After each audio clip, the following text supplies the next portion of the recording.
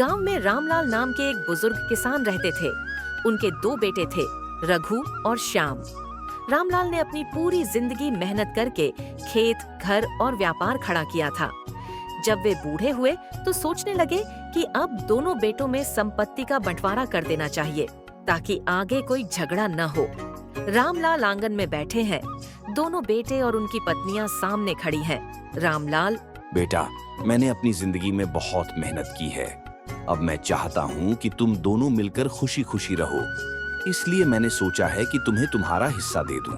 रघु ने कहा: बाबूजी, हम तो वैसे ही मिलजुल कर रहते हैं, लेकिन जैसा आप ठीक समझें। श्याम ने कहा: हाँ बाबूजी, हमें आप पर पूरा भरोसा है। बेटा, बंटवारे में कोई पक्षपात नहीं होगा। खेत आधे आधे, घर आधा आधा, और जो भी पैसा जेवर है वह भी बराबर। बहुओं के चेहरे पर असंतोष झलकता है। रघु की पत्नी ने कहा: लेकिन बाबूजी, हमने ही ज्यादा मेहनत की है।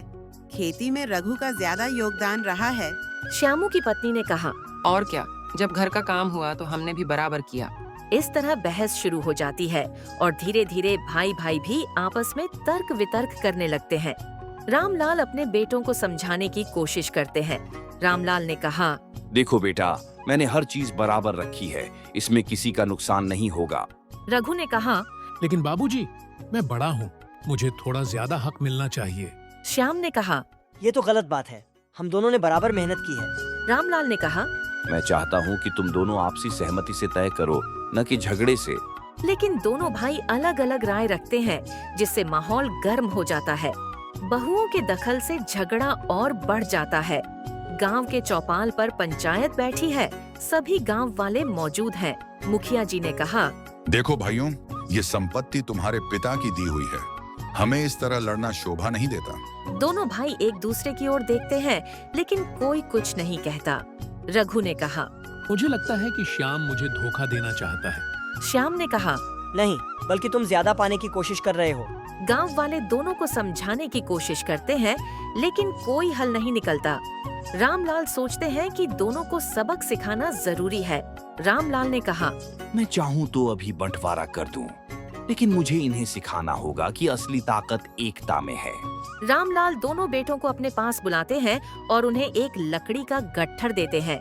रामलाल ने कहा: इसे तोड़कर दिखाओ। दोनों कोशिश करते हैं, लेकिन नहीं तोड़ पाते। रामलाल ने कहा: अब इसे एक एक लकड़ी अलग करके तोड़ो। वे आसानी से लकड़ी तोड़ देते हैं। रामलाल ने कहा: यही जिंदगी का सबक है।